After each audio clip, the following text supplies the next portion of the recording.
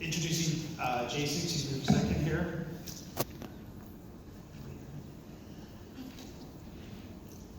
Prior to current role as Program Director of Literacy and Math at SRAB, our next presenter was a math teacher, instructional coach, and a district math supervisor where I first met him in North Carolina.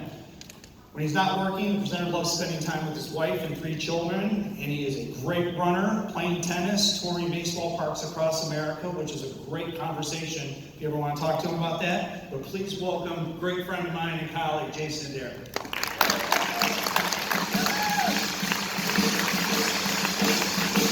I want everyone to close their eyes and picture home. Now open your eyes. And by show of hands, how many people pictured the letters H-O-M-E? The human brain is always searching for connections. And so when I asked you to picture home, most likely you pictured your physical home, maybe some people, maybe your childhood home, but you didn't picture the letters H-O-M-E. When I was learning math, my brain was searching for connections too. And often it found none. I love cookies. And when I was young, I learned that I could ask my grandfather for 2 cookies and my grandmother for 3 cookies, and I would get 5 cookies. Cookies plus cookies equals more cookies. When I got to 1st grade, I learned that 2 10s plus 3 10s equals 5 10s. Here, I learned that when I'm adding whole numbers, I can add the digits if they're in the same place value. 10s plus 10s equals more 10s. When I got to 4th grade, I learned that 2 7s plus 3 7s equals 5 7s. Here I learned that when you're adding fractions, you have to have a like denominator. When I got to 6th grade, I learned that 2x plus 3x equals 5x.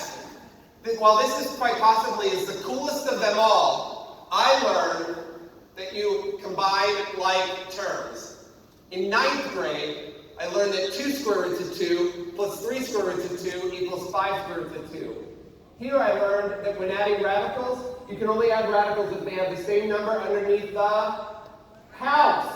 So when I closed my eyes, I was picturing a radical sign. My brain was compartmentalized into math silos. I had a whole number silo, a cookie silo, a fraction silo, and I couldn't make any connections between the silos. Little did I know that I was developing an instrumental understanding of math. In this circle, the red dot in the middle represents knowledge that I'm learning at the time, and the blue dots around the outside represent prior understanding. And I was unable to make any connections. Now, all of us in this room are somewhere on this continuum between relational understanding and instrumental understanding. And it's my call to action that we teach math in such a way that we develop relational understanding within our students.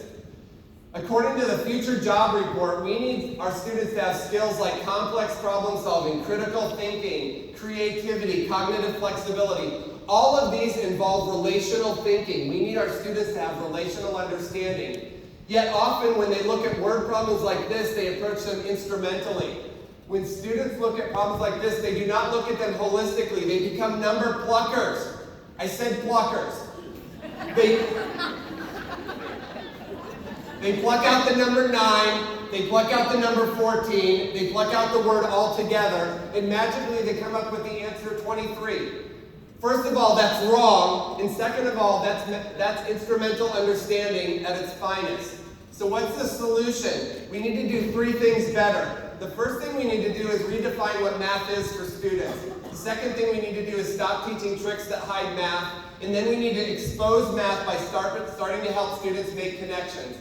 When I ask students what math is, often they say something like numbers, operations, letters, hard.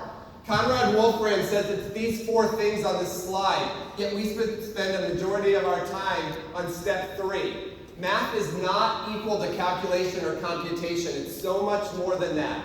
Math makes sense to the world, and we need to help students make sense of math and know what math is. The second thing we need to do is stop teaching tricks that hide math.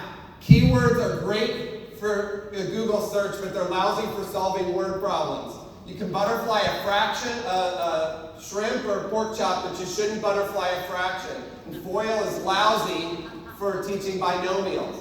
The last thing that we need to do is make connections. We need to help connect math to the real world. We need to help connect math horizontally and then also vertically, because that's how cookies become radicals. Let's continue this conversation about how we can help our students to make connections and become relational thinkers.